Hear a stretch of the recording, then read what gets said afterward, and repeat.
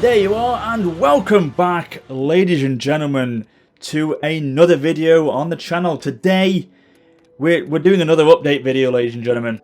Christ, I'm turning into an update video channel. But yes, welcome back, ladies and gentlemen, to the second of my 3 update videos, where today I shall be talking about the present, about this room, about the situation I'm now in, and the advantages for both me and you guys for the channel going forward. And after that, it will then be the big one, the future of the channel, the big update. And as I say, it is becoming an update channel. That's what the videos are going to be like forevermore. Updates after updates after updates. That's all you're going to get from now on. No, I'm only joking. But in all seriousness, that is a video that if you do want to know how the channel is going to move forward, then that is the video to watch, and that should be out in a few days' time. Now, don't worry if you're thinking to yourself, these videos that he's uploading aren't regular at the moment. I mean, I released the past video 6 days ago, I think it was now, and then this video's out today, and then the next one will be out in a few days' time. And you may be thinking to yourself, well, he's come back,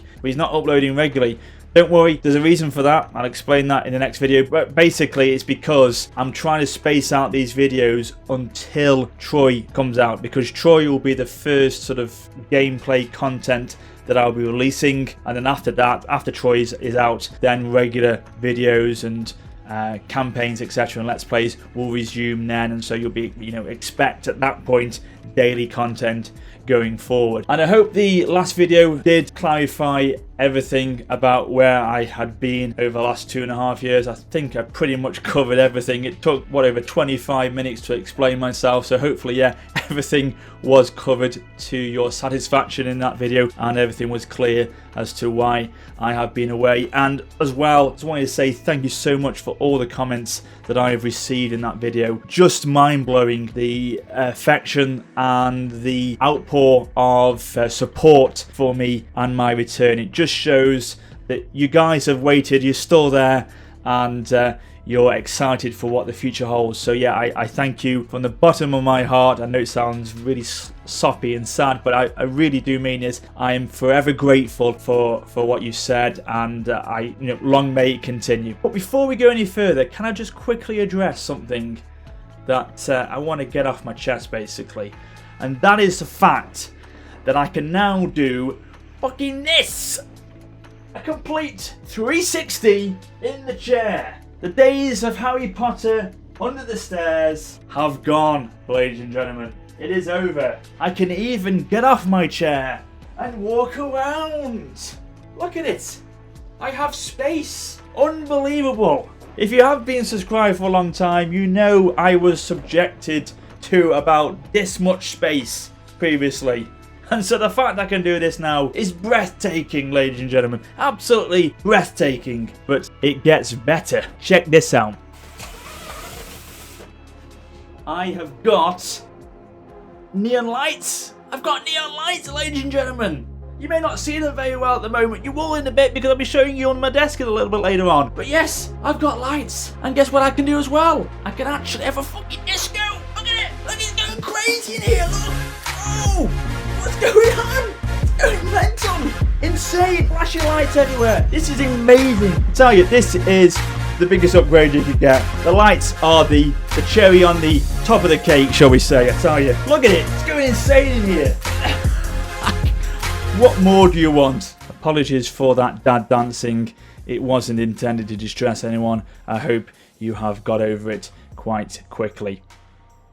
So as I mentioned in my previous video, I would be today talking about the situation here now that I'm currently in with moving into this house a couple of years ago. I won't go into loads of detail. I don't want to bore you with all the nitty-gritty stuff. But as I said, there's been a lot of work that's been done here, particularly over the last 6 months, mainly around renovating and giving the place a little bit of a facelift. So I'll quickly say what we've done. I mean, there's loads that has happened. So we've had the upstairs windows replaced. We've had the gutters all redone because they were leaking pretty badly. The windows upstairs were rotting, they were that bad, so they were replaced. We've had the ensuite bathroom next to our bedroom completely redone. The kitchen downstairs completely replaced. New carpets in loads of rooms, new doors upstairs, all new doors upstairs, like this one that you can see here in that same style. And yeah, there's loads of decorating work as well, obviously with my bedroom, the bathroom, the kitchen, all the other bedrooms as well. They've all been redone and repainted, given a new lease of life in there as well. So all in all, it's a lot that's been done. A lot of work outside as well. A lot of groundwork has been done with the patios and the driveway and just you name it. It's had a bit of a makeover. So obviously that's why it's taken so long. Because when I came to live here, I was umming and ahhing about where I was going to be setting up my recording office for YouTube. There was a couple of locations I could have chosen, and it ended up that this was the most suitable, because before this was converted into the loft it is now, it was literally a blacked out loft, no light in it whatsoever, fucking spiders everywhere, and basically a few suitcases in here. So it was completely blacked out. You had a little cupboard door down there. There was not a door like this before. A little cupboard door you go into and you crawl into it. It'd be all just floorboards, blacked out, cobwebs everywhere, and that was it. So it was a waste of space in the house. It could be used for something, and obviously that was this recording office for me. So what I'm going to do now is give you a little bit of a tour of it, go around it, show you all the little bits and bobs of it, and hopefully you'll enjoy. Okay, so we'll start from this angle to give you a kind of overview of the room from this perspective. Now firstly, apologies, I'm using my iPhone to record this, so if the audio quality is a bit shit, then I am sorry. Unfortunately I haven't got a decent camera in order to do this, and also the problem is with my iPhone, it kind of gives this sort of impression that everything is zoomed in when it's not, so it kind of makes it that the room looks smaller than it actually is, when in fact there is quite a lot of floor space available to you in the room. But yeah, you kind of don't get that feeling with it being zoomed in a bit with the iPhone. But yeah, the first thing I'll sort of start off with then is the desk. Now I built this desk myself because I was trying to find a desk for ages for the loft, and there was ones that would fit, but they'd either be too big, slightly too big, or they'd come out too far, or they'd be too small and they wouldn't cover the whole entire wall. So I thought, you know what, if you want to get one that's going to fit properly, you may as well build it yourself. So that's what I did. I got this sheet of wood there and this sheet of wood over there, built it, got it from the local DIY home improvement store, got it to and sort of connect it together, as you can see the line there to connect it, and then bought these chest of drawers from a catalogue company, you can see the one round there as well, and then used them as the platform for the desk. Got these two sort of metal stands as well to support it further, and then as you can see there, I sort of put some little brackets underneath to support it onto the wall, and yeah, it sort of came together quite nicely. Classic medieval tug of war there, look at that collector's edition box, love it. But yeah, put it all together and it hasn't come out too badly at all, I don't think. It's not amazing, I'm not some sort of DIY expert, but it's come out better than I thought it would. So yeah, it's nicely sort of fitted around the walls, and utilise as much space really as possible. Anyway, so let's start in the corner over here, and I'll start with these two pictures that you can see right now, because these are quite special to me. The reason being is because they were drawn by my dad, and as you can see, if you're a history buff, that is Horatio Nelson and that is the Duke of Wellington. He's drawn quite a few historical figures in his time, but he thinks, and I agree with him, that these are the two best he's ever done. I think he's absolutely nailed Nelson there. He really has done a great job with that one, and the Duke of Wellington as well. So yeah, they do, hold a special place for me because obviously of what they are, and that they were drawn by him. So yeah, superb job for those. We've got a painting of Victory, nice little painting I saw down in London once, so I got that. I thought that would be nice in the old study or the office. This is a drawing that was given to my granddad. He used to do military modelling / wargaming, focused mainly on Napoleonic era for his wargaming, and this was a drawing that was done for him and painted. I think he won a prize once for a wargaming session or a diorama that he put together, and this was the prize that he got. So obviously I've got that up on the wall. It's a lovely drawing of a Polish lancer, or painting more so than a drawing, but yeah, I really do like it, so that's staying up nice and proud up there. Now this painting, it's a bit like my dad's painting, or my dad's drawing I should say. This was done by Gemma, the wife, and it is absolutely superb. Napoleon crossing the Alps by David. It's sort of a, what's a modern interpretation of it. Obviously the detail isn't as much there as it was in the original painting, but still it's a fantastic impression of it. She's done a wonderful job, so that's nicely placed up on the wall there, and I shared that on Twitter a few weeks ago actually, and it really is superb. It went down well on Twitter, a lot of people liked it, so yeah, great job from the wife there. So down here we've got a couple more drawings that my dad did of the Duke and Duchess of Marlborough. Obviously John Churchill, very famous for his victories in the War of the Spanish Succession, particularly the Battle of Blenheim. So yeah, there are a couple of others that he did quite a while back now actually, so they are now placed up on the wall nicely. And over here was a diorama of the English Civil War that my dad put together. If you can see the tag down here, if it zooms in alright, yeah, you can see there. He won winner of the BMSS Northern Trophy in 1969. He put it together and restored it back to its original state in 2008, and it's at the Battle of Edge Hill in 1642. So yeah, he put that all together. I love the detail that my dad did in the tent there. Look at the drawings, or the sort of letters. They're in the tent there. The detail on them, absolutely superb.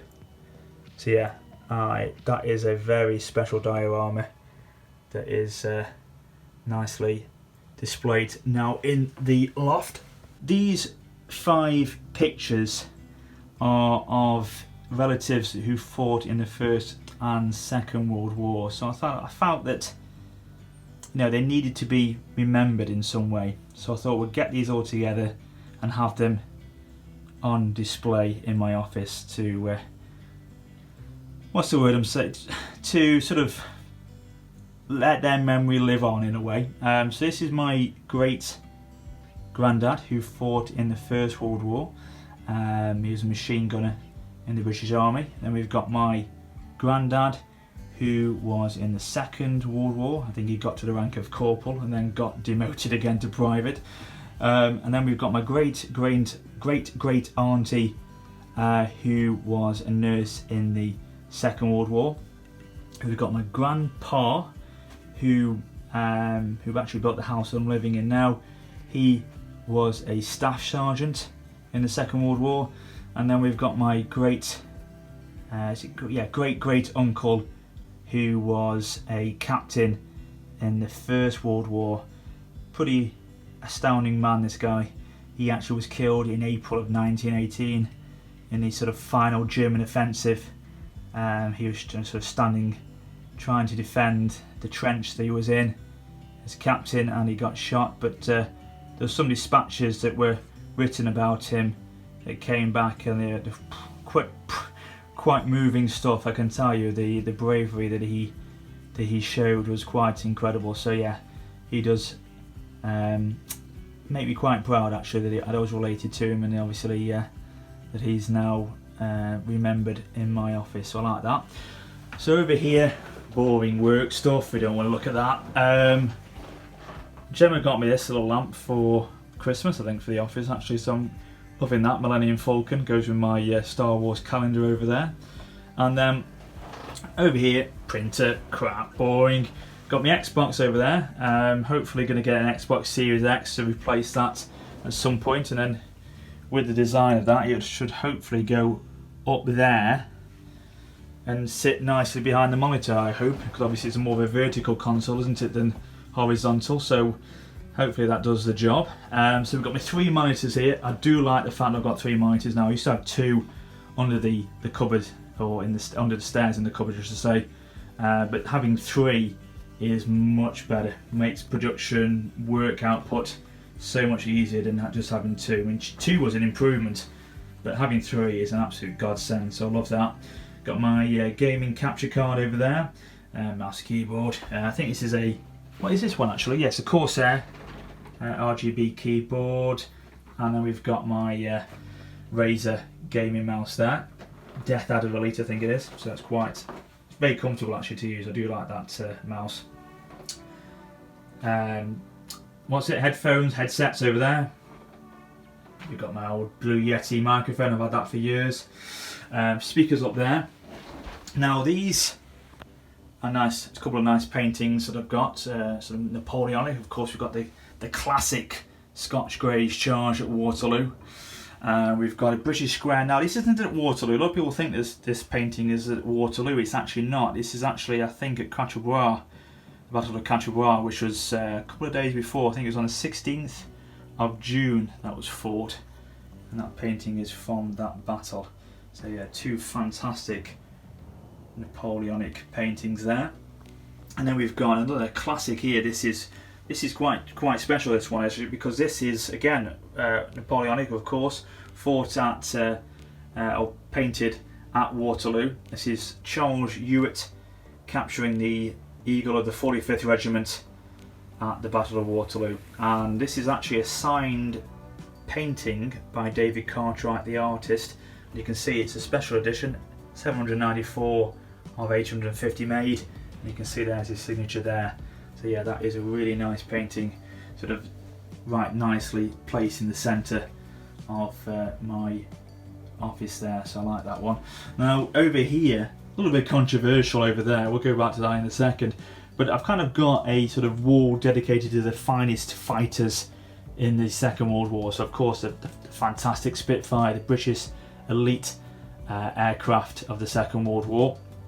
Over here we've got the P-51 Mustang, the greatest fighter plane of the American Air Force. And so if you're going to have those 2, you've kind of got to have the best airplane of the German Air Force, the Nazis. So this is the Bf-109, so I kind of had to include that one if I got these 2. So I know it's a bit controversial, Nazis and all this, but yeah, I've got the trio then. P-51 Mustang, Spitfires, Messerschmitt. You know, there you go. So they're up on that side of the wall. So I've put the light on for this bit because you may not be able to see under the desk if I don't, but I wanted to quickly show you the LED lights that I've put in as well. As you can see, they start in that corner there, feed all the way along the back, come up there, go all the way along here, then go off to the right, all the way down there, across, and then through the back again to the start point in the corner. Now you're probably thinking, oh, they look quite easy to put together actually, just peel off the sticky back plastic and stick them on to the desk like that. And for the majority, or for the most part, they were. But the problem was, as you can see, to get around these angles, you had to buy these separate connectors and then feed the strips into them to keep the connection going. Sometimes they didn't work, so it was actually a bit of a ball ache in the end, and to get down to these angles to stick the strips at the back, you had to get into some pretty tight angles, and it was a killer on the old back, I tell you. So it wasn't as easy as you think, but yeah, these connectors sometimes were a little bit ropey, but the finished product is pretty good. So let me quickly show you that now with all the lights on. So here you go, it's like LED central into here, guys. RGB gone mad. And even, yeah, I've even got them under here. I forgot to show you this bit. The lights are even under the shelves as well. But yeah, love the finished product. Love how it lights up the entire room, and it goes wild with the crazy background I've got on the triple monitors.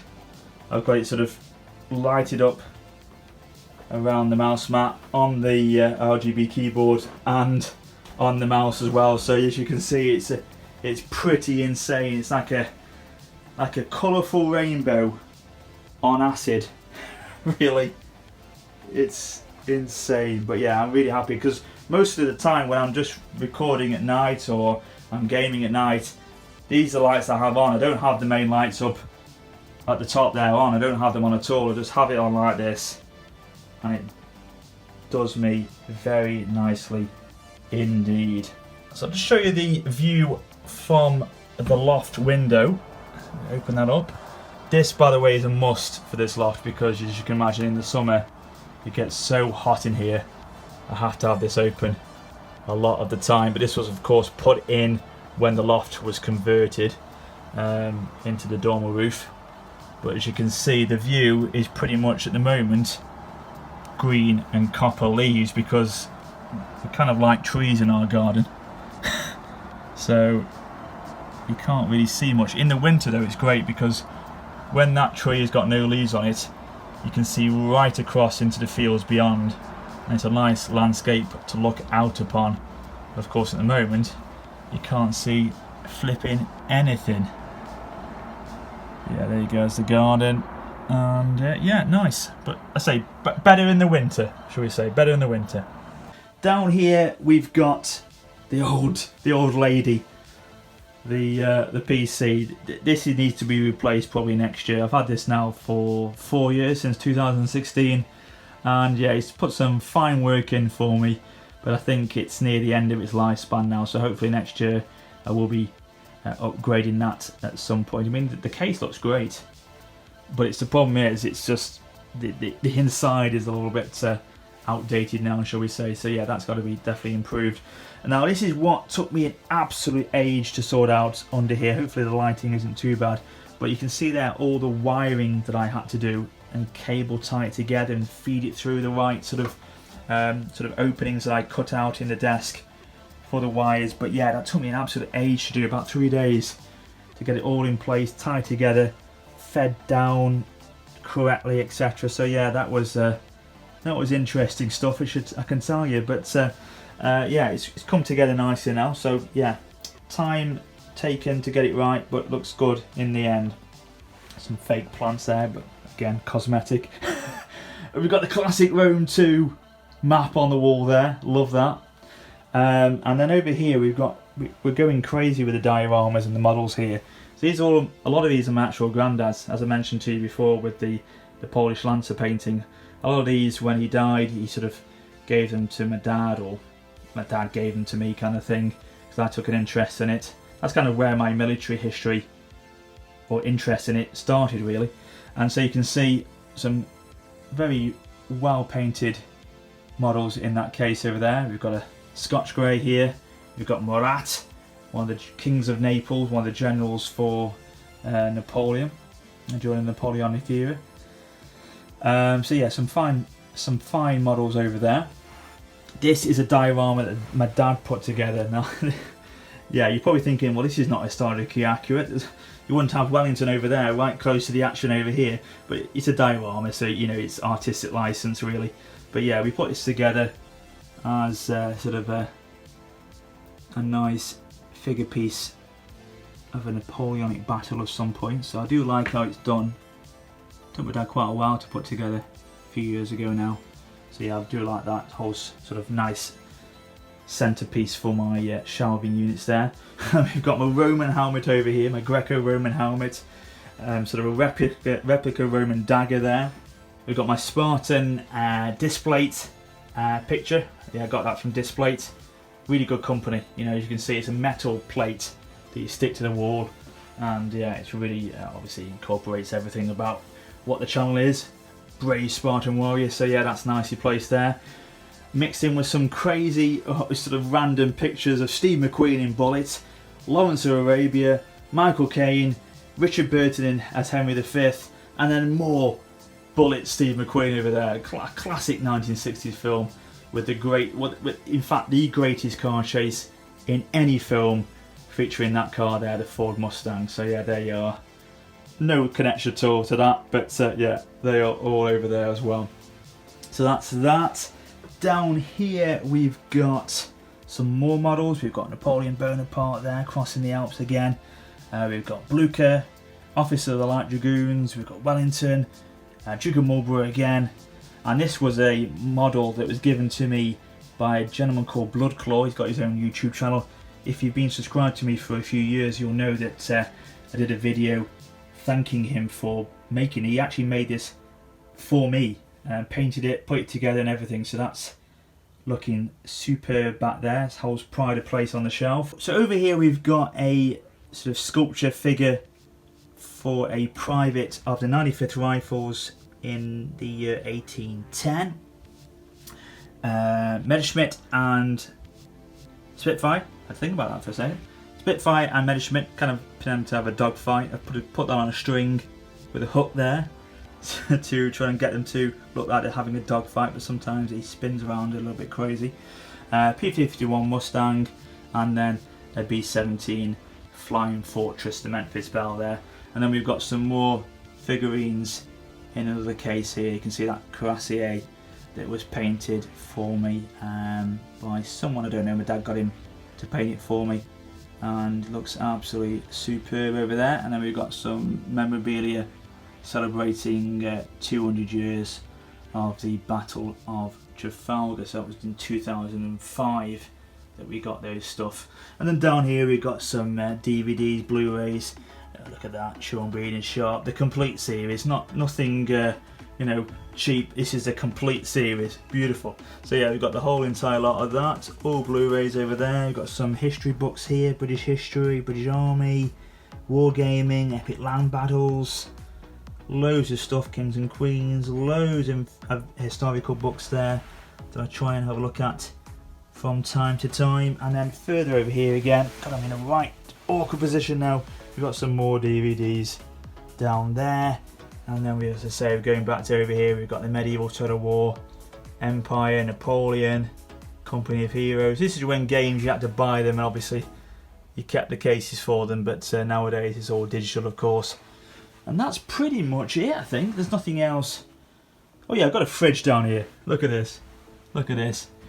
You know, if you're going to get a bit parched when you're recording, you've got to get the old fridge, haven't you? Look at that. Stocked up by the wife yesterday. Lovely stuff. And fan, if it obviously gets a bit... That's the problem with this loft. In the winter, it's really cold, so I've got the radiator back there. And obviously in the summer, it gets really warm, so that's the fan ready to go over there. And yeah, that is pretty much it. So I hope you enjoyed that little tour of the office. It was just basically to try and show you everything that's in here so you can relate to it a bit more. Now knowing where I'm going to be recording in the future, you can know what the room is like, and hopefully some of it may have been a bit of an interest for you. But as well as that, the advantages of this loft for me, and the advantages then obviously for you guys, are quite a bit of an improvement, I would say, from the Harry Potter Under the Stairs. Because now, well, I'm recording this video at 8:15 in the evening, and I can be as loud as I want or as quiet as I want, and it doesn't matter, because it's basically, this loft is right at the edge of the house. The kids' bedrooms are all the way back there. This door obviously goes into my bedroom, which then I can close that door as well, so there's no way my voice will wake anyone up. Before, in the old house, I was right down under the stairs, the kids' bedrooms are just above me, and it meant that I could record at night, but it would be an issue. I'd have to keep my voice down. I couldn't give you that passion, that excitement that I wanted to give to you in my videos. I remember particularly, and I'll link it down below in the description of this video, a battle I did on Warhammer of a siege at Altdorf.